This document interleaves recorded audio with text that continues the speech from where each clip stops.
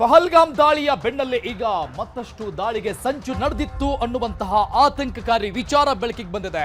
ಕಾಶ್ಮೀರದ ಹಲವೆಡೆ ದಾಳಿ ನಡೆಸುವುದಕ್ಕೆ ಉಗ್ರರು ಸ್ಕೆಚ್ ಹಾಕಿದ್ರು ಅನ್ನುವಂತಹ ಗಂಭೀರ ಮಾಹಿತಿ ಹೊರಬಿದ್ದಿರೋದು ಗುಪ್ತಚರ ಇಲಾಖೆಯಿಂದ. ಈಗ ಗುಪ್ತಚರ ಇಲಾಖೆಯಿಂದ ಕಾಶ್ಮೀರದೆಲ್ಲೆಡೆ ಹೈ ಅಲರ್ಟ್. ಕಾಶ್ಮೀರೇತರ ಪ್ರವಾಸಿಗರನ್ನ ಗುರಿಯಾಗಿಸಿ ದಾಳಿಗೆ ಪ್ಲಾನ್ ಅನ್ನು ಮಾಡಲಾಗಿದೆ. ನಾಟ್ ಓನ್ಲಿ ಪಹಲ್ಗಾಮ್, ಉಳಿದಂತಹ ಪ್ರವಾಸಿ ತಾಣಗಳ ಮೇಲೂ ಕೂಡ ಉಗ್ರರು ಸ್ಕೆಚ್ ಹಾಕಿದ್ರು. ಗುಪ್ತಚರ ಇಲಾಖೆಯಿಂದ ಒಂದಿಷ್ಟು ಗಂಭೀರವಾದಂಥ ವಿಚಾರ ಹೊರಬಿದ್ದಿರೋದು. ಇದರ ಬೆನ್ನಲ್ಲೇ ಹೈ ಅಲರ್ಟ್ ಆಗಿದ್ದಾರೆ ಗುಪ್ತಚರ ಇಲಾಖೆಯ ಅಧಿಕಾರಿಗಳು. ಎಚ್ಚರಿಕೆ ವಹಿಸುವಂತೆ ಸೇನೆಗೆ ಐಬಿ ಸಂದೇಶ ರವಾನೆ ಕೂಡ ಆಗಿದೆ. ಇಂಟೆಲಿಜೆನ್ಸ್ ಬ್ಯೂರೋ ಕಡೆಯಿಂದ ಹೈ ಅಲರ್ಟ್ ಆಗಿ ಇರುವಂತೆ ಸೇನೆಗೆ ಮಾಹಿತಿಯನ್ನ ಕೊಡಲಾಗಿದೆ. ಕಾಶ್ಮೀರದ ಸುತ್ತಮುತ್ತಲೂ ಕೂಡ ಈಗಾಗಲೇ ಸೇನಾ ಚಾಪರ್ಗಳಲ್ಲಿ ಪರಿಶೀಲನೆ ನಡೆಸಲಾಗ್ತಾ ಇದೆ. ನಿರಂತರವಾಗಿ ಸೇನೆ ಇನ್ನಷ್ಟು ಅಲರ್ಟ್ ಆಗಿರಬೇಕು ಅನ್ನುವಂಥ ಮಾಹಿತಿಯನ್ನ ಕೊಡಲಾಗಿದೆ. ಯಾಕಂದ್ರೆ ಇಂಟೆಲಿಜೆನ್ಸ್ ಬ್ಯೂರೋ ಕೊಟ್ಟಿರುವಂತಹ ಮಾಹಿತಿ, ಅವರಿಗೆ ಸಿಗ್ತಾ ಇರುವಂತಹ ಮಾಹಿತಿ ಬಹಳಷ್ಟು ಅಚ್ಚರಿಯನ್ನುಂಟು ಮಾಡ್ತಾ ಇದೆ. ಪಹಲ್ಗಾಮ್ನಲ್ಲಿ ಯಾವ ರೀತಿಯಾಗಿ ದಾಳಿ ಆಯಿತು ಪ್ರವಾಸಿಗರನ್ನ ಗುರಿಯಾಗಿಸಿಕೊಂಡು, ಅದೇ ರೀತಿಯಾಗಿ ದಾಳಿಯನ್ನ ಮಾಡೋದಕ್ಕೆ ಕಾಶ್ಮೀರದ ಅನೇಕ ಪ್ಲೇಸ್ಗಳಲ್ಲಿ, ಟೂರಿಸ್ಟ್ ಪ್ಲೇಸ್ಗಳಲ್ಲಿ ಈ ರೀತಿಯಾಗಿ ದಾಳಿ ಮಾಡೋದಕ್ಕೆ ಇನ್ನೂ ಕೂಡ ಉಗ್ರರು ಸಂಚನ್ನ ಮಾಡಿದ್ದಾರೆ ಅನ್ನೋದು ಬೆಚ್ಚಿ ಬೀಳಿಸುವಂತ ಮಾಹಿತಿ ಇಂಟೆಲಿಜೆನ್ಸ್ ಬ್ಯೂರೋ ಅಧಿಕಾರಿಗಳಿಗೆ ಗೊತ್ತಾಗಿದೆ. ಈ ಹಿನ್ನೆಲೆಯಲ್ಲಿ ಭಾರತೀಯ ಸೇನೆಗೆ ಹೈ ಅಲರ್ಟ್ ಆಗಿರುವುದಕ್ಕೆ ಕಟ್ಟುನಿಟ್ಟಿನ ಸೂಚನೆ ಕೊಡಲಾಗಿದೆ. ಕಾಶ್ಮೀರದಾದ್ಯಂತ ರೈಲ್ವೆ ಮೇಲೆ ದಾಳಿಗೆ ಸ್ಕೆಚ್. ರೈಲ್ವೆ ಹಳಿ, ರೈಲ್ವೆ ಸಿಬ್ಬಂದಿಯನ್ನ ಗುರಿಯಾಗಿಸಿ ದಾಳಿಗೆ ಪ್ಲಾನ್ ಅನ್ನು ಮಾಡಲಾಗಿತ್ತು. ಗುಪ್ತಚರ ಇಲಾಖೆಯ ಮಾಹಿತಿಯನ್ನು ಆಧರಿಸಿ ಎಲ್ಲಾ ಕಡೆ ಸೇನೆಯ ಶೋಧ ನಡೀತಾ ಇದೆ. ಕಾಶ್ಮೀರದಾದ್ಯಂತ ರೈಲ್ವೆ ವ್ಯವಸ್ಥೆಯನ್ನ ಗುರಿಯಾಗಿಸಿಕೊಂಡು ದಾಳಿ ಮಾಡುವಂತಹ ಪ್ಲಾನ್ ಈ ಉಗ್ರರಿಂದ ಆಗಿತ್ತು ಅನ್ನುವಂಥ ಬೆಚ್ಚಿ ಬೀಳಿಸುವ ಸಂಗತಿ, ಮಾಹಿತಿ ಗುಪ್ತಚರ ಇಲಾಖೆಗೆ ಸಿಗ್ತಾ ಇದೆ. ಎಲ್ಲ ಕಡೆ ಸೇನಾ ಅಧಿಕಾರಿಗಳು ಸೇನೆ ಹೈ ಅಲರ್ಟ್ ಆಗಿರಬೇಕು ಅಂತ ಮಾಹಿತಿ ಕೊಟ್ಟಿದೆ. ಗುಪ್ತಚರ ಇಲಾಖೆಯಿಂದ, ಇಂಟೆಲಿಜೆನ್ಸ್ ಬ್ಯೂರೋ ಕಡೆಯಿಂದ ಗುಪ್ತಚರ ಇಲಾಖೆ ಕೊಟ್ಟಂತ ಮಾಹಿತಿ ಮೇರೆಗೆ ಹೈ ಅಲರ್ಟ್ ಆಗಿದೆ ನಮ್ಮ ಸೇನೆ ಕೂಡ. ಕೇವಲ ಪ್ರವಾಸಿ ತಾಣಗಳು ಅಷ್ಟೇ ಅಲ್ಲ, ಉಗ್ರರ ಸ್ಕೆಚ್ ಯಾವ ರೀತಿಯಾಗಿ ಇತ್ತು ಅನ್ನೋದನ್ನ ಇಂಟೆಲಿಜೆನ್ಸ್ ಪತ್ತೆ ಹಚ್ಚುತ್ತಾ ಇದೆ ಒಂದೊಂದಾಗಿ. ರೈಲ್ವೆ ಮೇಲೆ, ಇಡೀ ಕಾಶ್ಮೀರದಾದ್ಯಂತ ರೈಲ್ವೆ ಮೇಲೆ ದಾಳಿ ಮಾಡೋದಕ್ಕೆ ಸ್ಕೆಚ್ ಅನ್ನ ಮಾಡ್ಕೊಂಡಿದ್ರು. ರೈಲ್ವೆ ಹಳಿ ಬ್ಲಾಸ್ಟ್ ಮಾಡೋದು, ರೈಲ್ವೆ ಸಿಬ್ಬಂದಿಯನ್ನ ಗುರಿಯಾಗಿಸಿ ದಾಳಿಗೆ ಪ್ಲಾನ್ ಅನ್ನ ಮಾಡಿದ್ರು. ಇದೆಲ್ಲವೂ ಕೂಡ ಗುಪ್ತಚರ ಅಧಿಕಾರಿಗಳಿಗೆ ಮಾಹಿತಿ ಸಿಗುತ್ತೆ, ಇಂಟೆಲಿಜೆನ್ಸ್ ಬ್ಯೂರೋಗೆ ಗೊತ್ತಾಗುತ್ತೆ. ಸೇನೆಗೆ ಈ ಸಂಬಂಧಪಟ್ಟಂಗೆ ಮಾಹಿತಿಯನ್ನು ಕೊಡಲಾಗಿದೆ. ಇನ್ನು ಬಹಳಷ್ಟು ಸಂಚು ಉಗ್ರರಿಂದ ನಡಿಬಹುದು ಅನ್ನುವಂಥ ನಿಟ್ಟಿನಲ್ಲಿ. ಹಾಗಾಗಿ ಬಹುತೇಕ ಇಡೀ ಕಾಶ್ಮೀರದಾದ್ಯಂತ, ಜಮ್ಮು ಮತ್ತು ಕಾಶ್ಮೀರದಾದ್ಯಂತ ಸೇನೆ ಹೈ ಅಲರ್ಟ್ ಆಗಿದೆ ಈಗ.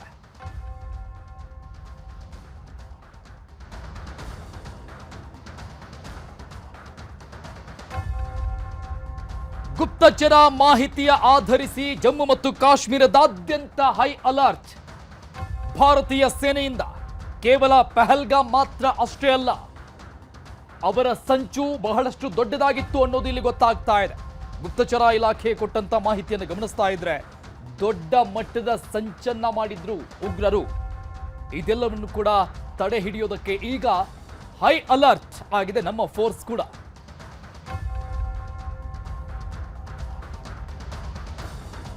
ಈ ಬಗ್ಗೆ ಇನ್ನಷ್ಟು ಡೀಟೇಲ್ಸ್ ಕೊಡ್ತಾರೆ ನಮ್ಮ ನ್ಯೂಸ್ ಎಡಿಟರ್ ರಾಘವೇಂದ್ರ ಗುಡಿ ಸಂಪರ್ಕದಲ್ಲಿದ್ದಾರೆ. ರಾಘವೇಂದ್ರ ಗುಡಿ, ನಿಜಕ್ಕೂ ಕೂಡ ಈ ಒಂದು ಮಾಹಿತಿಗಳು, ಈಗ ಸಿಗ್ತಾ ಇರುವಂತಹ ಈ ಮಾಹಿತಿಗಳನ್ನ ಗಮನಿಸಿದ್ರೆ ಪಹಲ್ಗಾಮ್ನಲ್ಲಿ ಆದಂತಹ ನರಮೇಧ ಸ್ಟಾರ್ಟಿಂಗ್ ಅಂತ ಕಾಣಿಸುತ್ತೆ. ಅವರ ಸ್ಕೆಚ್ ಸಿಕ್ಕಾಪಟ್ಟೆ ದೊಡ್ಡ ಮಟ್ಟದಲ್ಲಿ ಅವರು ಸಂಚನ ರೂಪಿಸಿದ್ರು ಅನ್ನುವಂಥದ್ದು ಈ ಮಾಹಿತಿಗಳಿಂದ ಗೊತ್ತಾಗ್ತಾ ಇದೆ.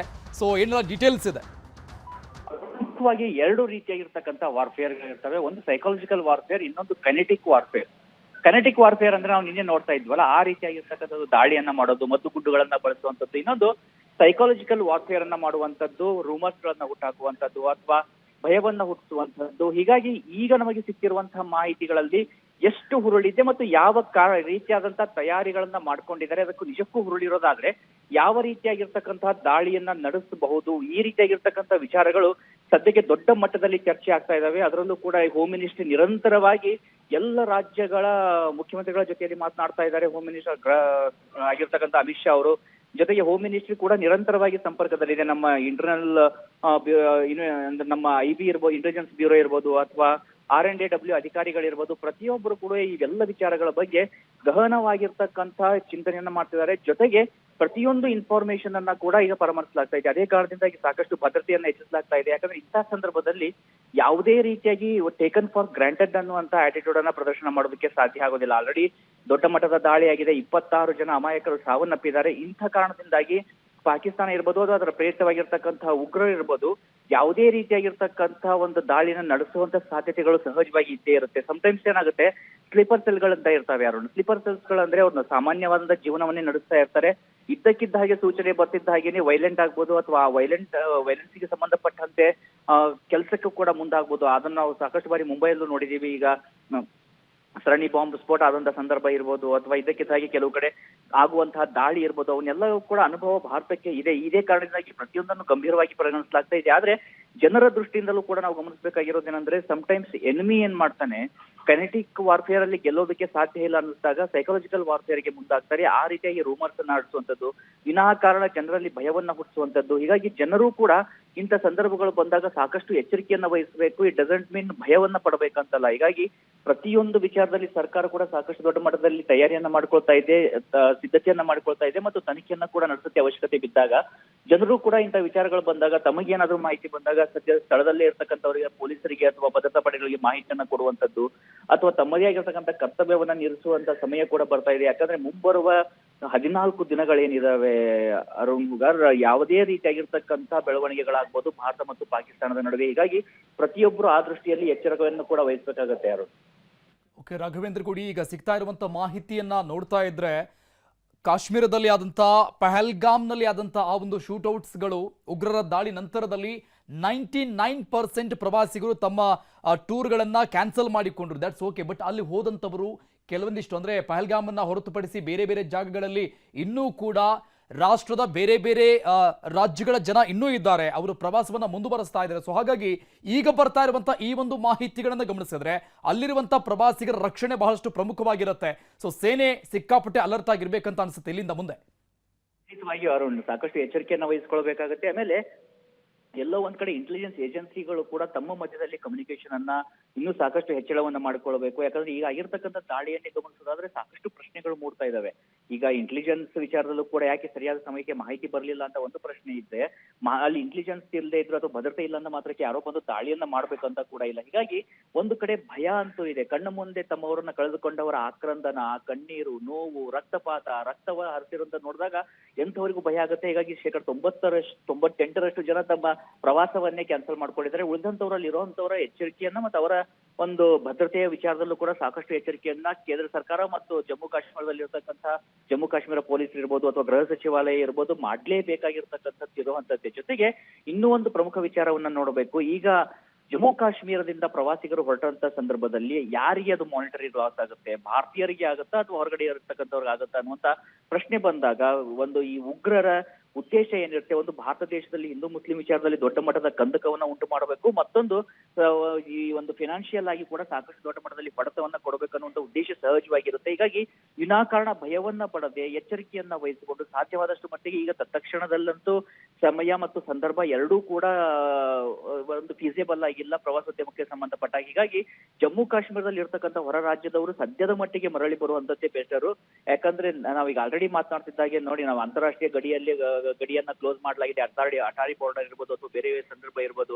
ಇನ್ನು ಉಳಿದಂತೆ ಎರಡೂ ಕಡೆ LOC ಯಲ್ಲಿ ಸಾಕಷ್ಟು ಸೈನ್ಯಗಳ ಮೂವ್ಮೆಂಟ್ಗಳು ಆಗ್ತಾ ಇದಾವೆ ಅಂತ ಮಾಹಿತಿ ಇದೆ. ಪಾಕಿಸ್ತಾನ ಅಂತೂ ಎಷ್ಟು ಆತಂಕಕ್ಕೊಳಗಾಗಿದೆ ಅಂದ್ರೆ, ಅಲ್ಲಿ 3 ಸೈನ್ಯಗಳು ನಿರಂತರವಾಗಿ ಭೇಟಿಯನ್ನ ಮಾಡ್ತಾ ಇದಾವೆ. ಏನ್ ಮಾಡಬಹುದು ಭಾರತ ಈ ಬಾರಿ ಅಂತೇಳಿ ಆತಂಕದಲ್ಲಿ ಇರುವಂತ ಸಂದರ್ಭದಲ್ಲಿ ತನ್ನ ಒಂದು ಆತಂಕವನ್ನ ಮರೆಮಾಚೋದಕ್ಕೆ ಏನಾದ್ರೂ ಮತ್ತೊಂದು ಕಿಡಿಗೇಡಿತನವನ್ನ ಮಾಡಿದ್ರು ಅಚ್ಚರಿಯನ್ನ ಪಡಬೇಕಾಗಿಲ್ಲ. ಹೀಗಾಗಿ ಆ ಒಂದು ವಿಚಾರಕ್ಕೆ ಸಂಬಂಧಪಟ್ಟ ಹಾಗೆ ನೋಡಿದಾಗ ಪ್ರವಾಸಿಗರು ಕೂಡ ಸದ್ಯಕ್ಕೆ ಎಚ್ಚರಿಕೆಯನ್ನ ವಹಿಸಬೇಕು. ಮುಂಬರುವಂತ ನಾವು ಆಲ್ರೆಡಿ ಹೇಳಿದ ಹಾಗೆ ಒಂದು 14 ರಿಂದ 15 ದಿನ ಏನಿದೆ, ಸಾಕಷ್ಟು ಬೆಳವಣಿಗೆಗಳಾಗ್ತಾ ಇರೋ ಕಾರಣದಿಂದಾಗಿ ಪ್ರತಿಯೊಬ್ಬರು ಎಚ್ಚರಿಕೆಯನ್ನು ವಹಿಸಲೇಬೇಕಾಗತ್ತೆ. ಮತ್ತೆ ಜನ ಕೂಡ ತಮ್ಮ ಪ್ರವಾಸ ಮುಗಿದ ತಕ್ಷಣ ಅಲ್ಲಿಂದ ಹೊರಟು ಬರೋದು ಸದ್ಯದ ಮಟ್ಟಿಗೆ ಬೆಟರ್. ಆದ್ರೆ ಇಟ್ ಡಸಂಟ್ ಮೀನ್ ಮುಂದೆ ಹೋಗ್ಲೇಬಾರ್ದು ಅಂತಲ್ಲ. ಯಾಕಂದ್ರೆ ಪಾಕಿಸ್ತಾನದಂತ ಉದ್ದೇಶ ಏನಿದೆ, ಅಲ್ಲಿ ಇರ್ತಕ್ಕಂಥ ಉಗ್ರರೇನಿದ್ದಾರೆ ಅವರು ಯಾವುದೇ ಉದ್ದೇಶ ಭಾರತದಲ್ಲಿ ಸಫಲ ಆಗೋದಕ್ಕೆ ಬಿಡಬಾರ್ದು. ಒಂದು ಕೈನೆಟಿಕ್ ಎನರ್ಜಿಯಲ್ಲಿ ನಮ್ಮ ಮಿಲಿಟರಿಯಲ್ಲಿ ಗೆಲುವನ್ನು ಸಾಧಿಸೋದ್ರ ಜೊತೆಗೆ ಜನ ಕೂಡ ವಿನಾಕಾರಣ ಇಲ್ಲಿ ಅಪನಂಬಿಕೆಯನ್ನು ಹುಟ್ಟಾಕುವಂಥದ್ದು ಅಥವಾ ಭಯದಲ್ಲಿ ಇರುವಂತದ್ದು ಅದನ್ನ ನಾವು ಬಿಡಬೇಕಾಗತ್ತೆ.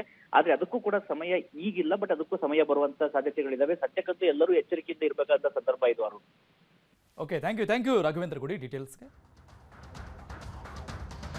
ಸದ್ಯಕ್ಕೆ ಭಾರತ ಮತ್ತು ಪಾಕ್ ಗಡಿಯಲ್ಲಿ ಬೇಟೆಗಿಳಿದಿದೆ ಸೇನಾಪಡೆ. ಲಷ್ಕರ್ ಕಮಾಂಡರ್ ಅಲ್ತಾಫ್ ಲಲ್ಲಿ ಮಟಾಶ್ ಆಗಿದ್ದಾರೆ. ಲಷ್ಕರ್ ಉಗ್ರನನ್ನ ಹೊಡೆದು ಹಾಕಿದೆ ಭಾರತೀಯ ಸೇನೆ. ಉಗ್ರರ ಮುಖ್ಯಸ್ಥನನ್ನ ಹೊಡೆದು ಹಾಕಿದೆ ಲಷ್ಕರ್ ಕಮಾಂಡರ್ ಅಲ್ತಾಫ್ ಲಲ್ಲಿ. ಭಾರತೀಯ ಯೋಧರ ಗುಂಡಿಗೆ ಬಲಿಯಾದಂತಹ ಉಗ್ರರಿಂದ ಎಲ್ಒಸಿಯಲ್ಲಿ ಸತತವಾಗಿ ಗುಂಡಿನ ದಾಳಿ ಆಗ್ತಾ ಇದೆ ಭಾರತೀಯ ಸೇನೆ ಮೇಲೆ. ಎಲ್ಒಸಿಯ ಬಂಡೀಪುರದ ಕುಲ್ನಾರ್ ಬಾಜಿಪುರದಲ್ಲಿ ಈ ಒಂದು ಗುಂಡಿನ ಚಕಮಕಿ, ಯೋಧರು ಮತ್ತು ಉಗ್ರರ ಮಧ್ಯದಲ್ಲಿ ಗುಂಡಿನ ಚಕಮಕಿಯಲ್ಲಿ ಇಬ್ಬರು ಯೋಧರಿಗೆ ಗಾಯ ಕೂಡ ಆಗಿದೆ. ಉಗ್ರರ ಈ ಒಂದು ಗುಂಡೇಟಿಗೆ ಪ್ರತ್ಯುತ್ತರವನ್ನ ನಮ್ಮ ಸೇನೆ ಕೊಡ್ತಾ ಇದೆ. ಎಲ್ಒಸಿ ಅಡಗಿಕೊಂಡು ಕುಳಿತಿರುವಂತಹ ಇನ್ನಷ್ಟು ಉಗ್ರರಿಗಾಗಿ ಸೇನೆ ಶೋಧ ನಡೆಸ್ತಾ ಇದೆ. ಲಷ್ಕರ್ ಉಗ್ರರಿಗಾಗಿ ಗಡಿಯಲ್ಲಿ ಬೇಟೆ ಮುಂದುವರಿತಾ ಇದೆ. ಭಾರತೀಯ ಸೇನಾಪಡೆಯಿಂದ ನಿರಂತರವಾದಂತಹ ಗುಂಡಿನ ಚಕಮಕಿ. ಅಮಿತ್ ಶಾ ಅವರ ಕಾಶ್ಮೀರದ ಭೇಟಿ ನಂತರದಲ್ಲಿ ಒಂದು ಹೈ ವೋಲ್ಟೇಜ್ ಮೀಟಿಂಗ್ ಆಗುತ್ತೆ. ರಕ್ಷಣಾ ಸಚಿವರ ಸಮ್ಮುಖದಲ್ಲಿ ಸರ್ವ ಪಕ್ಷಗಳ ಸಭೆ ಆಗುತ್ತೆ. ಅಲ್ಲೆಲ್ಲ ಕೂಡ ಬಹಳಷ್ಟು ಪ್ರಮುಖವಾದಂತಹ ನಿರ್ಧಾರಗಳನ್ನು ತೆಗೆದುಕೊಳ್ಳಲಾಗಿದೆ. ಮತ್ತೊಂದು ಕಡೆ ಗಡಿಯಲ್ಲಿ ಈ ರೀತಿಯಾದಂತಹ ಪಾಕಿಸ್ತಾನದ ಪುಂಡಾಟ ಇನ್ನೂ ಕೂಡ ಮುಂದುವರಿತಾ ಇರೋದು.